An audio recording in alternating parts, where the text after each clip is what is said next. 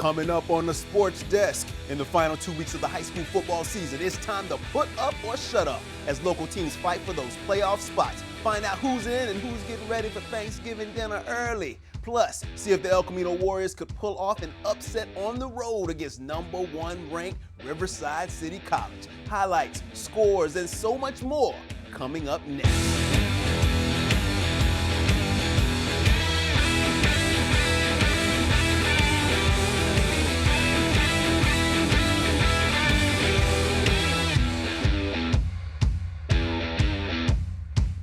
Welcome to the Sports Desk. I'm your host, Byron Newsome. Not only can you catch me here, I am only a finger swipe away. You can catch me on Instagram and Twitter at Byron Newsome TV. I'm showing you behind the scenes and on the scenes look of everything that's going on in the Torrance area.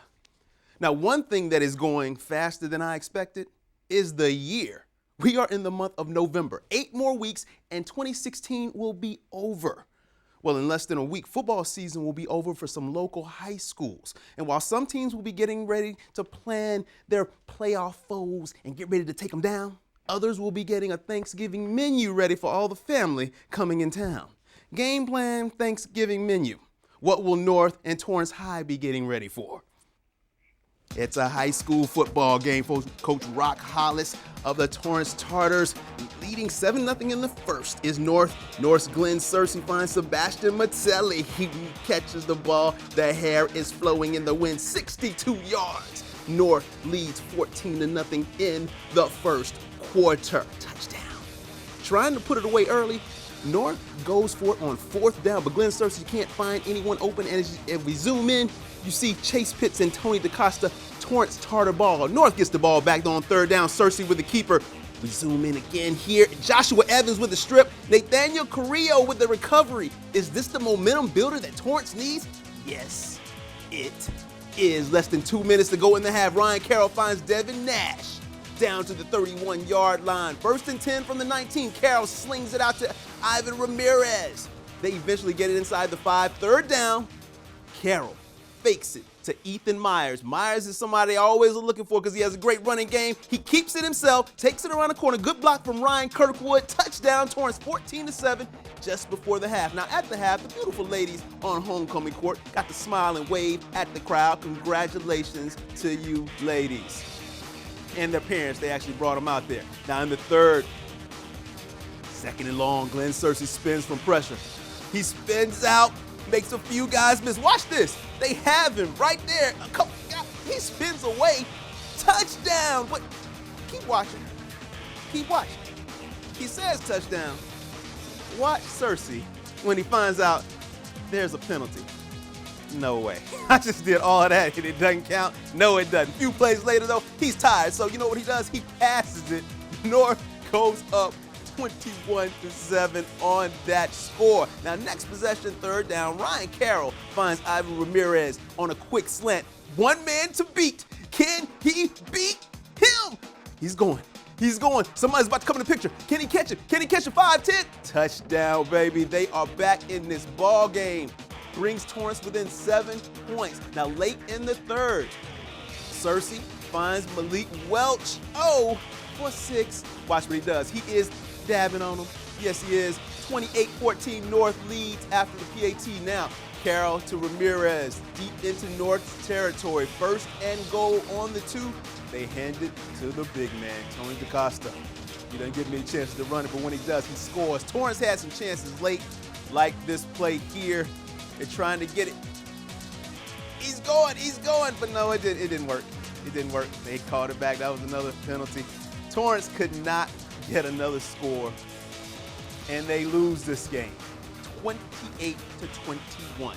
North remains in the playoff picture, while the Tartars' chances have all but vanished. Glenn Searcy had 4 touchdowns on the night, 3 passing and 1 rushing to lead North. Carroll had 239 yards passing and 1 touchdown for the 1-8 Tartars.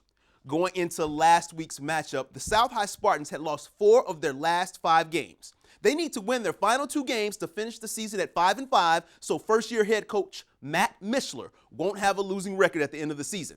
Needing a win against a winless Centennial Apache squad. South is at home. Can they do it? The team looks ready. The crowd is ready. What's going to happen? Leading 7-0 early on. Centennial tries some trickery. Matthew Wells to Rodney Glenstein to Jordan Davis. Deep into Spartan territory. Anthony Biazovich knocks him out at the 20. A few plays later, number 22, Andre Kramer takes it in. After a 2-point conversion, the 0-8 Centennial Apaches lead in the game 8-7. Trying to get the lead back, Anthony Biazovich looks and tries to hit Jamal Mir, but it is that man again, the one that scored a touchdown. Andre Kramer. What? Centennial? Could they win this game? No.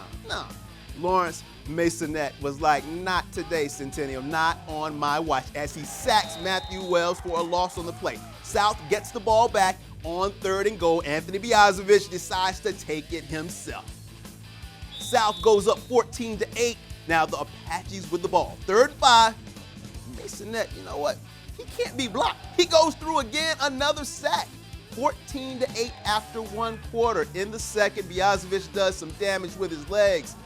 He takes the ball down to around the 29-yard line, out of bounds. A few plays later, Biazovich hands it to Carl Richardson. He goes in. It is 28-7 South leads. Now, watch this play.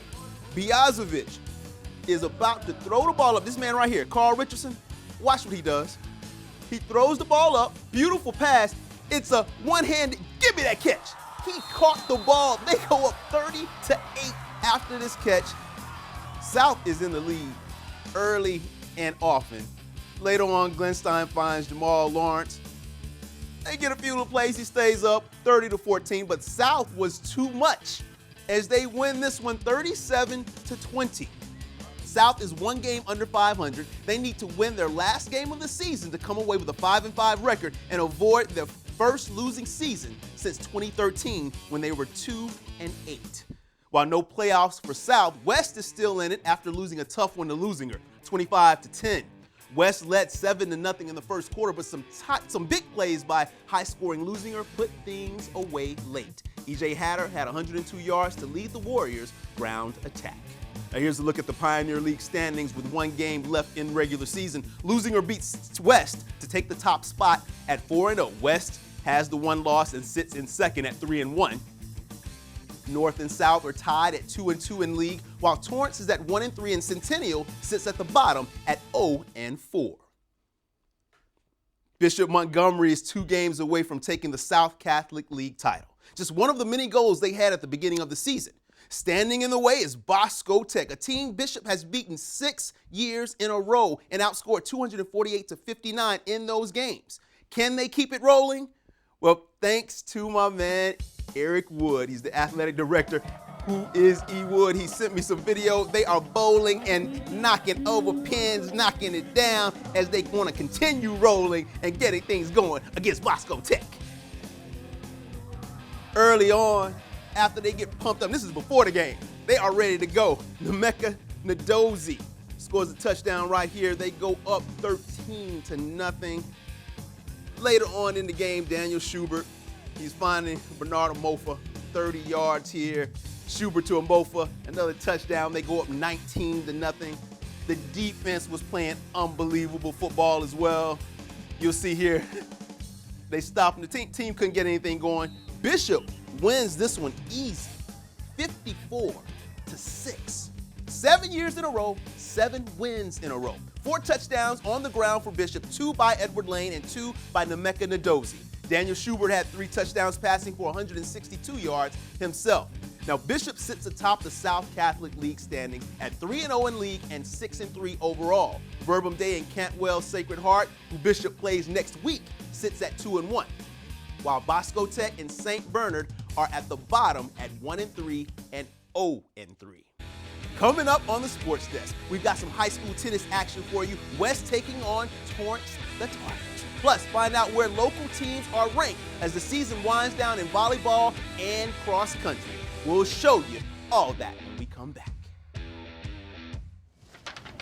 Hey, Hard, what's this? That's my resignation letter. You're resigning. Why? Because you're constantly ignoring me. You're half as active as you used to be, and you get stuff like this. You've been putting me under a lot of pressure lately. That's why I'm ready to quit. I forgot. I'll do better. Please, don't quit on me. Okay, but remember, it's not what you say, it's what you do. Listen to your heart. Don't let it quit on you. Let's go for a walk. Uncontrolled high blood pressure could lead to a stroke, heart attack, or death. Get yours to a healthy range before it's too late. Dancing to me, I think it's the truest form of expression.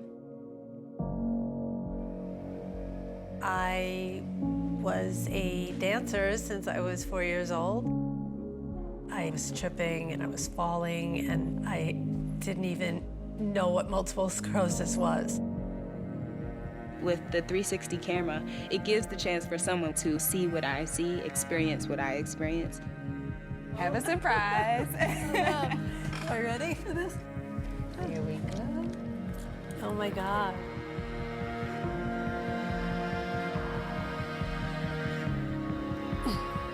I dream sometimes and I see that.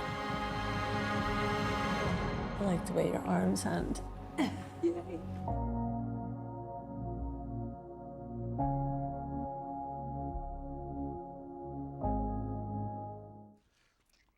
Welcome back to the Sports Desk. Now, if you are on Twitter or Instagram, hit me up at Byron Newsome TV. You will see what happens as it happens behind the scenes of your favorite sports show, the Sports Desk. Now, to play the game of tennis, you need speed, agility, endurance, and flexibility. In order to become one of the best, you need to be good in all of those areas. And high school is a great place to start honing those skills. West and Torrance players are honing their skills in this end of the season crosstown matchup. Sarah Stafiri, Samantha Lau taking on Christy Maeda and Amanda Higa from Torrance High. Maeda returns, but Stafiri returns a little harder. West wins this one 6-4. Arena Ojeda and Jenny Whitman taking on Maeda and Higa. Ojeda missing one. Torrance hanging tight though, 3 sets to 2 sets. West leads. Now Whitman, here she goes. On the back. On the back again. Now watch this. She puts it over, but she puts it right in the right place where it actually goes over Whitman and Ojeda win this match 6-2, and West High goes on to beat Torrance 17-1. West finishes the season winning their last 2 matches, while Torrance loses their final 2 matches of the season. While neither West, Torrance, North, or South finished the season ranked in girls tennis, West and South did make the playoffs, which begin this week. The ladies from Bishop, however, they are ranked 6th in the current Division IV standings and begin the playoffs this week as well. In girls volleyball, we did a little better locally. The South High Spartans made the top 10. They are ranked 6th in Division II. They got a first-round bye in this year's playoffs, while the Bishop Montgomery Knights, who moved down in divisions this year, they are ranked number 5 in Division III. They will face Oxnard in the first round and have a chance at meeting the West Warriors in the quarterfinals if both teams can beat their first 2 opponents. Now, the Torrance Tartar girls volleyball team also made the playoffs and will face Apple Valley in round 1. Coming up next on the Sports Desk, everyone wants to beat the top dog. Well, the Elko Warriors have their chance. Can the Warriors pull off the upset against undefeated Riverside City College? And can the Lady Warriors make some waves as their season comes to an end? Find out when we come back. I just walked by and I said, "What's happening, guys?" And they told me they were making music. It's the way you walk, it's the way you talk.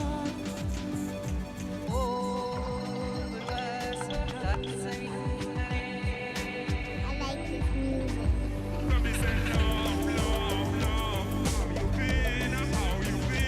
They said I could play, so any chance to play at all. You know, that's my life. I love music. Yeah, that's how we do it. When the earth shakes, the ground moves, and things start to fall, you'll ask yourself, how prepared or unprepared are you? Have you removed objects from over the bed and over your head? Anchored your possessions securely to the wall. It won't be a pain, and you're not doing it in vain. Are your emergency kits packed? What about your family, your friends? Do they know what to do, how to get in touch, and where to meet? Do you know how to drop, cover, and hold on, covering your head and neck? What if you're outside? Or in a car?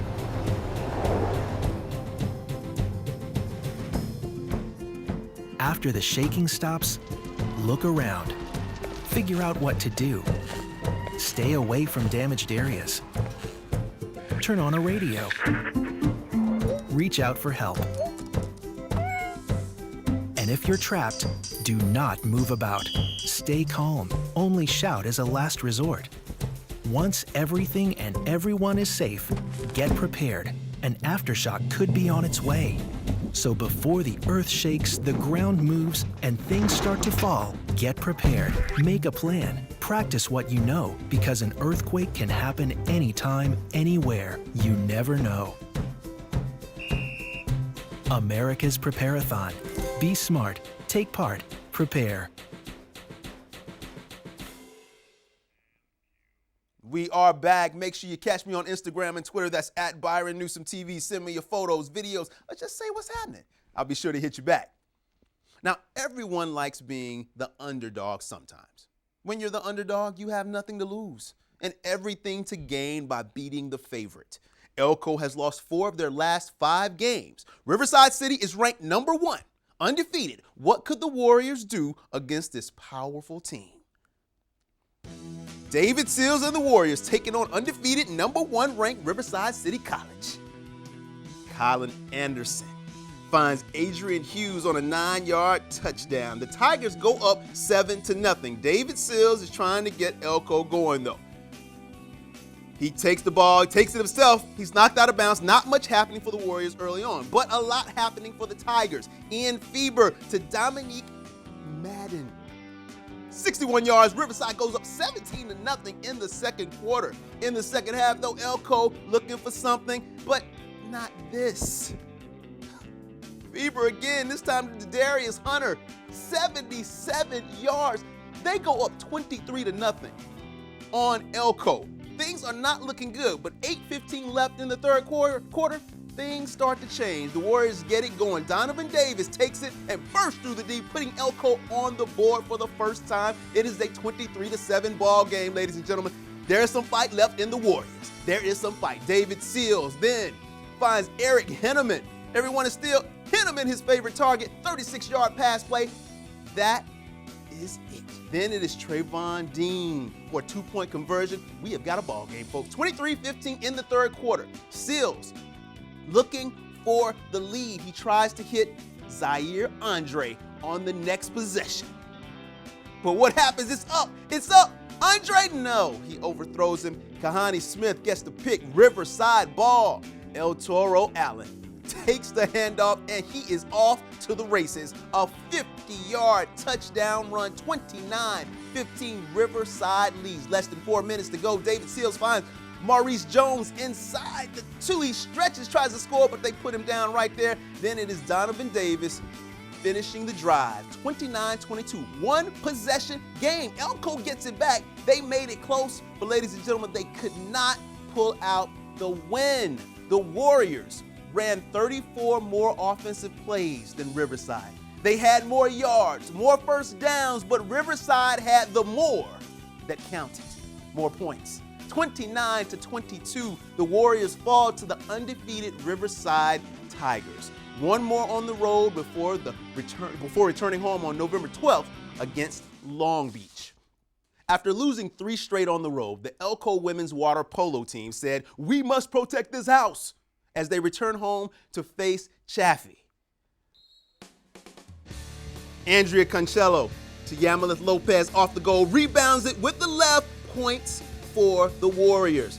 Chaffey comes right back. Kenya McClinton to Alessa Lessert, finds a spot under former West High Warrior Taylor Baird's arm. Chaffey up 3-2. Chaffey gets it deep again. This time Baird with the block. Yes, I like that. Still putting pressure on Quinn LaFoca. Rianne Lopez. She gets the ball and backhands it in. Chaffey up 3. Another local former Torrance Tartar, Sabrina Bryan. Andrea Concello finds Elaine Guerrero, who makes a mean move inside and, watch this, bounces off with the water. It's a score. Elko trails by 2. Lasara to Emily Richter. Baird keeps it out. Can she? Blocks it. She keeps it out, keeps it. Goes a little too far left.